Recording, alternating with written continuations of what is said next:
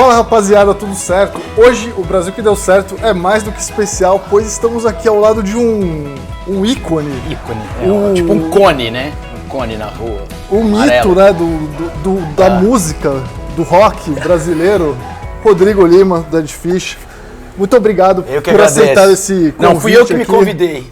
Você tem que lembrar disso, eu que me convidei. Eu fiz o vídeo lá sobre o disco novo da banda, Ponto Cego, que está aqui na minha mão.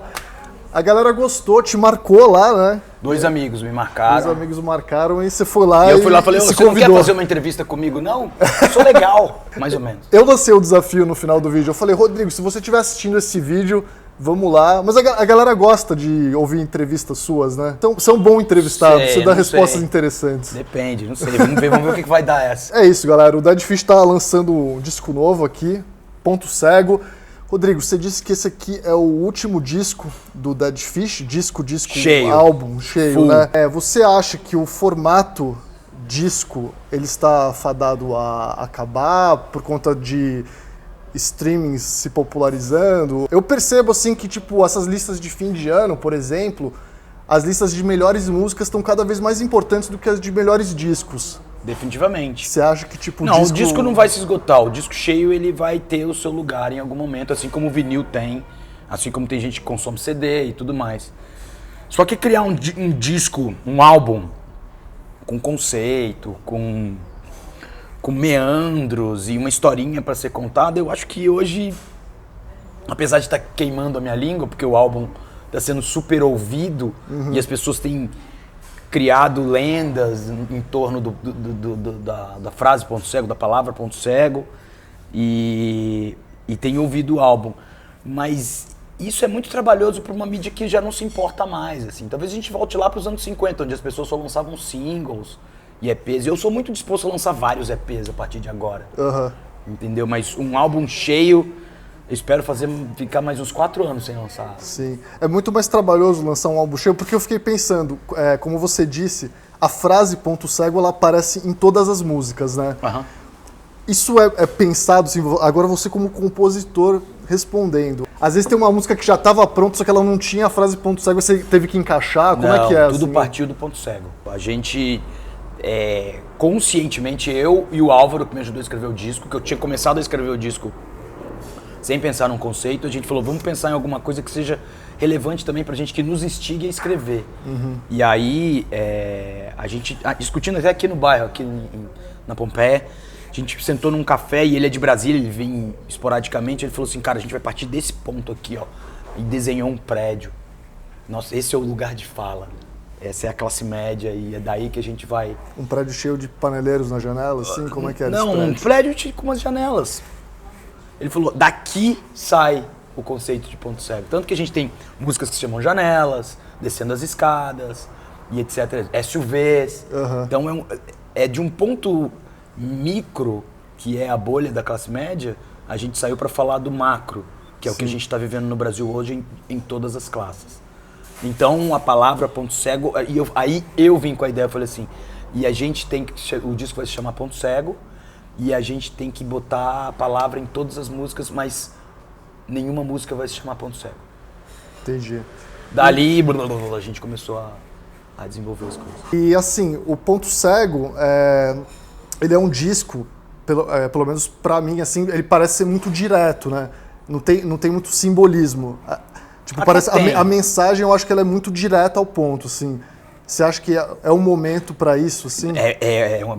Nós pintamos um quadro urgente, assim. É praticamente uma foto, né? Foi intencional isso também. Não ter muita subjetividade, apesar do disco ter camadas, né? Sim. Tem o primeiro impacto, que é a coisa que tá ali literal, dizendo você é um idiota, você é o cidadão de bem babaca, etc, etc. Sim. Mas se você for raspando ali, você vai achar coisas mais a fundo, né? Mas a intenção é que as pessoas não se confundissem com qualquer outra banda reaça, ridícula, burra, estúpida, fascistoide, imbecil e etc. Sim. Essa foi a intenção mesmo. E assim, essa necessidade de ser a mensagem mais clara... É o assim, momento, né?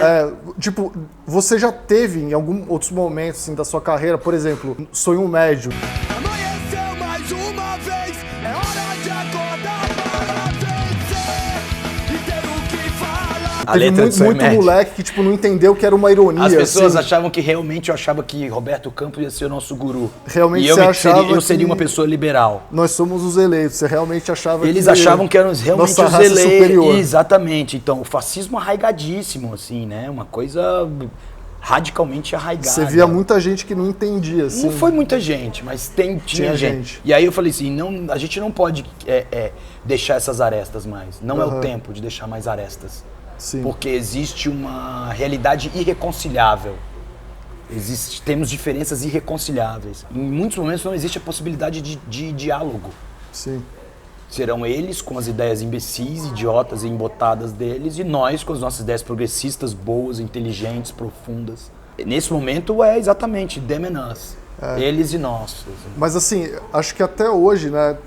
Até hoje não, tipo, principalmente hoje que tem menos diálogo, eu vejo uma música, a sua aqui do Ponto Cego, Sangue nas Mãos, por exemplo. O lado certo da história não tem sangue nas mãos. Uhum. E aí, tipo, tem muita... Como é que você fala pros moleques que chega lá na internet e fica lá... não existe lado certo da história. Tipo, tudo tem dois lados, tá ligado? Tipo, com os papos nazistas de esquerda. Tem o lado errado e o lado certo. Papos, assim. A narrativa histórica é uma coisa muito complicada de você situar, né? Existem pontos de vista de narrativa na história. Quem faz história sabe disso. Uhum. Mas, para esse momento, nós estamos exata e perfeitamente do lado certo. Não existe um lado que esteja, não, vocês estão mais ou menos... Não, nós estamos do lado certo. Foi um golpe, a Dilma foi golpeada por um motivo horrível. Existe o maior estadista brasileiro que se chama Luiz Inácio da Silva, preso, o maior estadista de todos os tempos da República, sem dúvida. Nunca, não o elegi, mas hoje o elegeria. Então nós estamos do lado certo. O discurso de ódio venceu, matou-se uma vereadora negra e periférica. A polícia está respaldada para 1 zilhão de coisas que não estaria se existisse um governo razoavelmente decente e ético e humano. E então estamos do lado certo. Sim. Inclusive... O Brasil que deu certo, eu vou perguntar de novo. Por que o Brasil que deu certo? Porque o Brasil que deu certo. O Brasil que deu certo era uma frase que o Parreira falou logo depois da derrota da seleção na Copa de 2014, que a CBF era o Brasil que deu certo. E aí comecei a usar essa frase... irônico, né? Como a uma CBF ironia. É o Brasil que deu certo. Né? Comecei a usar em bar com um amigo, assim, isso aqui é o Brasil que deu certo. Tipo, alguma brasilidade engraçada, assim. Sim. Alguma coisa que torna a gente único como brasileiro. Isso aqui é o Brasil que deu certo, com certeza. E aí ia fazer um canal e falaram, faz o Brasil que deu certo. Não, é uma ótima ironia. Falar em Brasil que deu certo, os brasileiros não são um estereótipo étnico, né? Não, e aí na minha turnê na Alemanha, brasileiro pode ser qualquer coisa. Tanto que é o passaporte mais desejado por espiões, grupos terroristas e pessoas que fogem mundo afora. Não tem uma cara de A gente não tem um estereótipo. Assim, E aí na Alemanha uma vez, um amigo meu fala que o brasileiro é muito identificável. Extremamente identificável. Mas no seu gestual, no seu corporal, nas roupas que ele usa e no seu comportamento. A gente estava em Bamberg, na Alemanha, e aí uma mina loira de 2 metros entrou assim num porão, a gente tocou num porão, lá no sul da Alemanha, e aí o meu camarada, que é filho de português, mas é alemão, falou assim, Rodrigo, vá lá falar com sua Patrícia. Eu falei, como assim, uma loira de 2 metros com a mochila da North Face atrás das costas? Como assim? Ela não é Brasil. Cara, vai lá, fala com ela, tal. Aí eu cheguei e falei, beleza, peguei um CD e falei assim, oi, tudo bem? Ela, sou lá de Porto Alegre, né? Vim aqui estudar em Bamberg, a terra da minha avó aqui, estudar alemão, né? Aprender aqui o dialeto da Bavária, né? Eu falei, putz, legal, cara, toma aqui um álbum, parece aí mais tarde, vamos tomar uma cerveja, curtir e tal. Eu voltei de olho desse tamanho, assim, né? Aí o cara falou, eu falei assim, mas como você descobriu, cara, uma loira de 2 metros, descendente de alemães e tal? Ele falou assim, cara, ela tá com a mochila e com a jaqueta vestida com a jaqueta e com a mochila nas costas. Aqui na Alemanha, qualquer alemão entra, larga a mochila em qualquer canto e a jaqueta e sai pra fazer as coisas. Ela tá com medo de ser roubada. Ela é brasileira, cara. Olha só.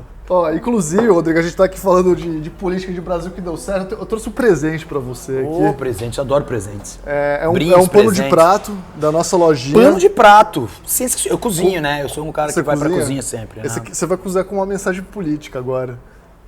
Ó aqui, ó. Eu te respeito, mas se você veio na minha casa, fala mal de otário do Bolsonaro, veio no lugar certo, velho. Cara, isso é genial. Comprem panos de prato do Brasil que deu certo. Comprem lá, www.brasilquedeucerto.com.br. Porque definitivamente são os melhores panos de prato que existem dentro dessa república, ou sei lá o que seja o Brasil hoje. Obrigado. Não, de nada, que Valeu. isso. Ô, Rodrigo, deixa eu te falar. O Dead Fish tá aí desde 1991. Aham. Você acha que desde que o Dead Fish começou, esse é o momento político mais complicado do Brasil? Pô, esse seria o disco mais raivoso da história da banda? O mais raivoso é o Sonho Médio. Esse disco, pra ele não sair tão raivoso quanto o Sonho Médio e com um discurso meio xingando todo mundo, bando de filho da puta, otário, desgraçado, eu chamei o Álvaro. Uhum. Mas definitivamente é o momento político mais complicado que eu já vivi como banda, mesmo. Até porque coisas que eu achei que não fosse viver, porque eu vivi minha infância na ditadura, né? Sim. Meu pai lutou contra a ditadura, meu pai era funcionário público depois dos anos 80 e direta já. Existem coisas que eu achei que depois das direta já a gente não ouviria. Do tipo, feminista não é nem gente. Direitos humanos para humanos direitos. Vá pra casa do caralho, né? Sim. Umas coisas que eu achei que não fosse viver. Mas agora tá tudo tão desnudado e tá todo mundo tão desagregado e tem que estar desagregado. Tem que estar todo mundo lutando pelo que é teu e quem estiver do lado certo que esteja junto com quem esteja do lado certo, que as coisas são bem complicadas, né? Você percebe, eu não sou um cara muito ligado à família, porque minha família mora no Espírito Santo, mas você percebe em alguns diálogos de famílias que algumas coisas se tornaram difíceis, né? E é por causa da realidade das ruas. Podia ser muito mais. Como dizem meus amigos argentinos, vocês têm medo de dor, né? Vocês têm medo da dor, né? Porque vocês evitam ao máximo o conflito. Se fosse na Argentina, as pessoas sairiam na mão dentro de casa, na rua todo dia, né? Sim. Meus amigos argentinos dão risada. Eles falam assim, você prefere uma boa música do que sair na rua e arrancar um ministro lá de cima da cadeira dele, né? Tá falando do Moro, obviamente, meus amigos tirando uma onda com a minha cara. Mas é definitivamente o momento mais complicado politicamente dessa república. Eu ia te perguntar... Pode desaguar num negócio muito bom isso. Tomara, No né? fim das contas. Tomara. Ainda bem que você é otimista. Eu ia perguntar pra ti, cara, se você considera o rock o gênero mais conservador que existe. Assim, porque eu já vi você dando uma entrevista falando que essas pessoas, tipo esse roqueiro, Reaça, Roger e tal, não sei o quê, na verdade eles sempre foram assim, só que agora virou normal o discurso, né? Tipo, agora parece Existe que uma pode. permissividade. Agora tá permitido ser machista, homofóbico, meio... misógino, escroto. Não, cara, eu não acho que o rock seja a coisa mais conservadora. Do meu lado aqui, eu tenho muita gente muito boa produzindo muita coisa. Eu tenho gente que eu me espelhei a minha vida inteira como Ratos de Porão, como Gordo, como João Carlos, como Boca. Que foram pessoas que me fizeram ler e ouvir um monte de bandas que provavelmente, se eu não tivesse ouvido eles, não teria pensado como penso. Existe uma vertente, assim, né? Principalmente, tem um amigo meu que é da classe trabalhadora do ABC, que ele fala que o rock sempre foi uma coisa de playboy de classe média. E ele falou daquele B-rock de Brasília, Sim. falou dessa coisa roqueira mesmo. Cerveja, motocicleta, Sempre foram os caras filhos de garotas diplomata, loiras, assim, objeto. Ele sempre fala isso, mas aí eu falava com ele, mas e aí? E o punk do ABC? E as gangues de punk de São Paulo? Cara, e os anarcopunks que estão mundo afora? E meus amigos de Vila Velha? Que são os caras tudo da classe trabalhadora, assim, que vieram das etapas de Taparica e da Barra do Jucu. Eu não concordei, sabe? Mas sempre existiu isso, assim. E o roqueiro, esse roqueiro médio, Reaça, ele sempre se colocou como o melhor de tudo. Eu sou melhor, eu ouço rock, você ouve funk, você é inferior, você é sujo, é preto. Sempre existiu isso, mas existia o nosso lado, sempre existiu. O lado que sempre ouviu rap, o lado que sempre foi mais curioso, Sim. sabe? Se você for ver o Inimigo, Born to Freedom, a galera do Nordeste em peso do rock, do punk, não é reaça. Mas acho que também o conservadorismo acho que pode estar um pouco nisso, assim, do rock, ele não se mistura muito, né? Você vê, tipo, sei lá, o sertanejo, estão sempre gravando com um artista de funk, tá sempre tudo meio... Mas é o que é rentável, né? O sertanejo usa porque é rentável. Eu devo admitir que eu muitas vezes fui hidrófobo, assim, principalmente quando eu era mais adolescente. Mas era uma forma da gente criar um meio nosso, assim. O que seria do punk capixaba lá no meio dos anos 90 se ele não fosse hidrófobo, se ele não fosse até quase elitista mesmo? A gente não teria criado coisas que a gente criou, Muqueca de Rato, Gritos de Ódio, a nossa cena lá com um monte de coisa. Se a gente for... As coisas não são tão simples na superfície, assim, sabe? Uma coisa é verdade, o rock envelheceu mal. Sim. Né? O rock... Tô falando do rock como um todo. Ele envelheceu mal, cara. Ele virou um cara branco, bobo, elitista, sabe? E isso é uma pena, porque tem outras vertentes do rock que não são isso. Qual o segredo pra envelhecer bem, como o Dead Fish? Não sei. Não consigo te responder. Teve um tweet, cara, de 2015, né, que eu até anotei aqui, que era aquele fatídico tweet: somos da esquerda, se você é da direita e cola no show, você está no lugar errado. Fim. 4 anos atrás, que não foi não fui eu. Que não foi você, mas foi na conta oficial, foi no Twitter, né, do Dead Fish. Isso aí mudou sua relação com as redes sociais? Eu nunca tive relações muito profundas com a rede social. Eu nunca tive um Twitter, por exemplo. Isso prejudicou a banda, assim? Não, de momento, sim. E eu lembro dos caras da banda falando: você tem que fazer uma nota, você tem que falar alguma coisa. Eu falei: cara, eu faço. Tranquilo. Aí eu fui lá e falei: é isso mesmo. Sim. E aí é isso, a gente tem que ter uma posição na vida, Sim. sabe? O isentão pra mim é o pior de todos. É o pior do que aquele boçal que fala intervenção militar, Bolsonaro, Brasil acima de tudo.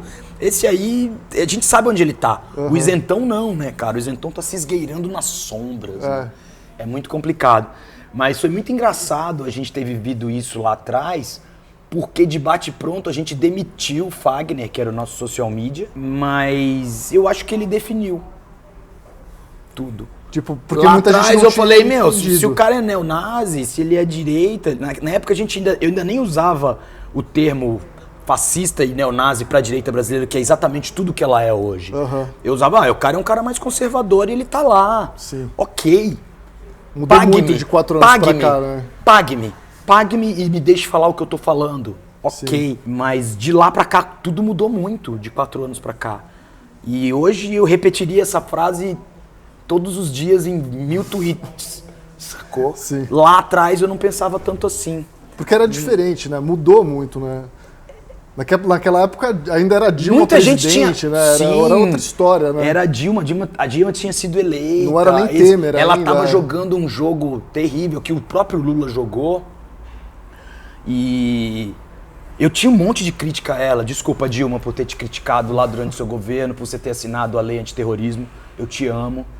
E todos nós que estão lá com a gente amam você também, me perdoa. A gente te entende agora. Autocrítica do Dead Fish. E a gente descia a lenha na Dilma e uma galera tinha medo de se posicionar, porque supostamente ali era um governo progressista. Você vai se posicionar para que lado? Você vai se jogar no colo do Aécio Neves? Do Alckmin? Quem tá em cima do muro geralmente cai pra direita, né? Que são o lixo do lixo do lixo do conservadorismo. Eu diria até que eles são piores do que o Bozo que tá aí, porque o Bozo aí é um Bozo, né? Sim. Os caras, tipo Aécio e Alckmin da vida, eles jogam o jogo com mais profundidade, com mais... são mais maquiavélicos, né? Enfim... Aquele tweet foi equivocado naquela hora, mas ele é certo hoje.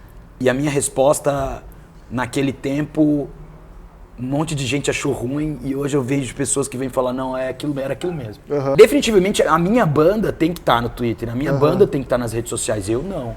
Eu quero andar de skate, eu quero ler, sim. Sacou? eu quero ler o Guardian, eu quero ler os vazamentos do Intercept, sacou? Eu quero tudo isso. Eu não quero ficar ali discutindo a rasitude, a profundidade babaca dessas pessoas que estão no poder hoje. Sim. Rodrigo, a gente como página, como canal no YouTube, assim, a gente bota bastante humor nas coisas que a gente faz, apesar da gente fazer mensagens políticas como esse pano, né?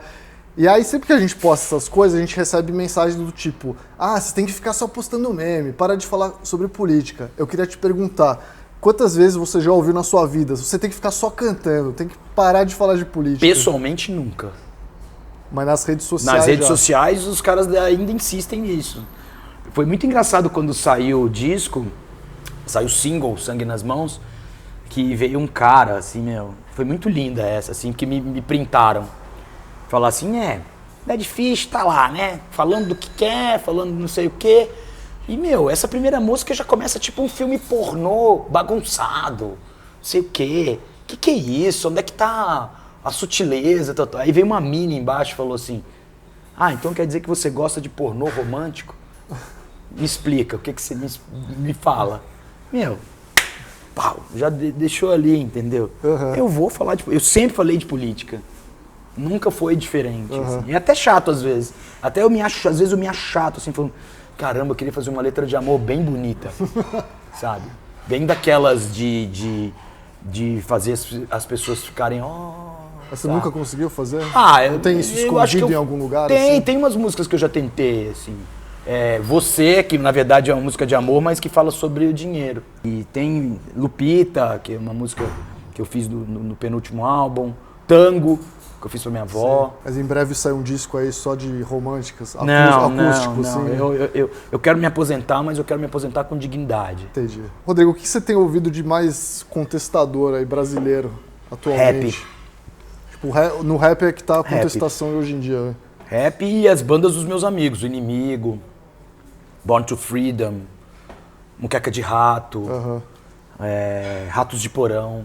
Mas que artistas de rap você... Cara, eu tô ouvindo... Eu tive contato com o Síntese, que é um moleque lá do Vale do Paraíba, acho que ele é de São José dos Campos, que eu gosto muito do que ele faz, que é uma coisa mais cerebral, assim. Eu ouço rap desde antes de ouvir punk e hardcore, né? Lá no começo dos anos 90. Eu tô ouvindo o Ladrão, do Djonga. Legal, isso aí. Que é poderoso, assim. Muito bom. Que é avassalador. Eu diria que o ponto cego do Dead Fish chega em 30% da intenção que aquele álbum tem consolidado. E eu ouço Criolo, eu ouço Gustavo Black Alien, Gustavo Black Alien eu ouço muito. O disco novo pra mim foi o melhor disco Eu desse ouço ano todos, até agora, assim. Esses dias eu fiz uma lista, uma playlist do Gustavo. O disco do Black Alien desse ano, pra mim, acho que é o melhor dele, inclusive. Assim. E ele conseguiu se reinventar de uma forma... Achei bom inacreditavelmente, demais, né? Ele deve ter arrancado da carne, assim, ó. Dá pra ver que o disco é bem isso. Bom demais. E, Rodrigo, deixa eu te falar, tem um filme aí rolando na Netflix, Democracia em Vertigem, não sei se da você Petra assistiu. Costa. Assisti no primeiro dia. Você assistiu. Ela termina esse filme falando o seguinte, de onde tirar forças para caminhar entre as ruínas e começar de novo. Você consegue responder essa pergunta? Ela tem alguma coisa a perder, não sei. Ela é uma mina que tem grana, ela vem de uma família tradicional mineira, né? Sim. Daqueles bem aristocratas. Mas de onde... Eu não consigo sentir esse drama que ela se... Força nos nossos. No que nós temos. Em mim e você. Cara, hoje a gente tá fazendo frente, o seu canal tá fazendo frente com os maiores oligopólios nacionais. Tá fazendo frente. Eles perderam. Os Marinho, já era. O Saad, eles deram o golpe. Eles estão lá articulando. Cara, vai passar. Eu tiro força disso. Dos meus. Sacou? É esse tipo de otimismo dos meus amigos. Eu não sou uma pessoa otimista.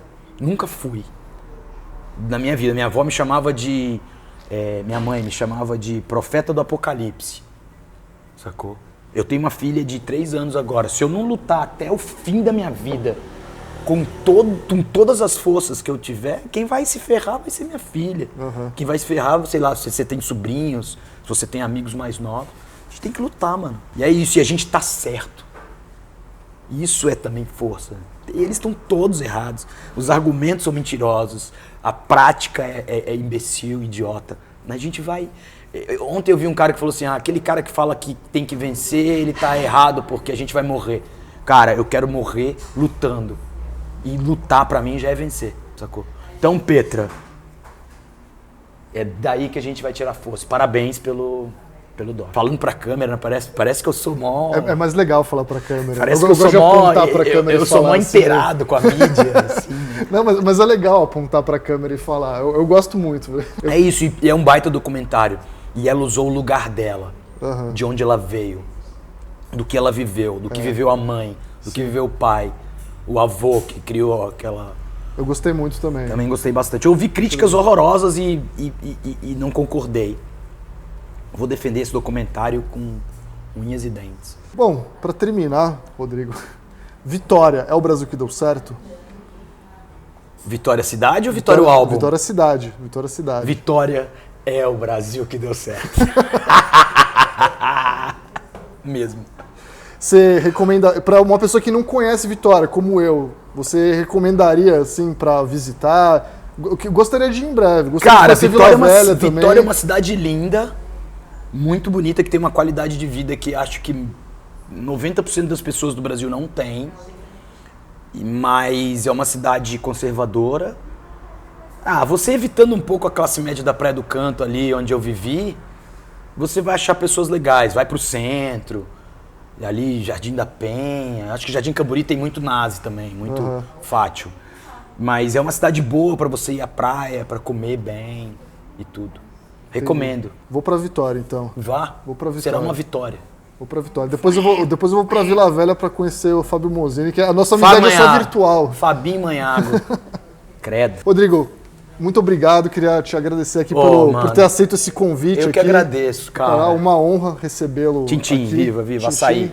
Suco de açaí aqui pra galera. E é isso, pessoal. Se vocês gostaram aí dessa grande entrevista aqui, foi um prazer conversar com o Rodrigo.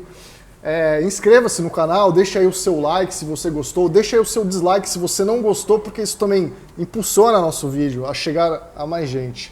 E deixe seu comentário se você gostou do disco Ponto Cego, se você não gosta do Rodrigo também, pode falar, mas a maioria da galera gosta, a maioria...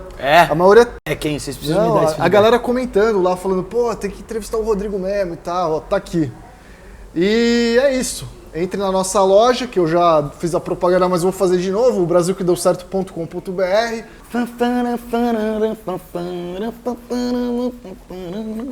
Esse belo poninho e inscreva-se no canal, tá certo? Por enquanto é isso, um grande abraço e até mais. Vou dar um beijinho pra câmera.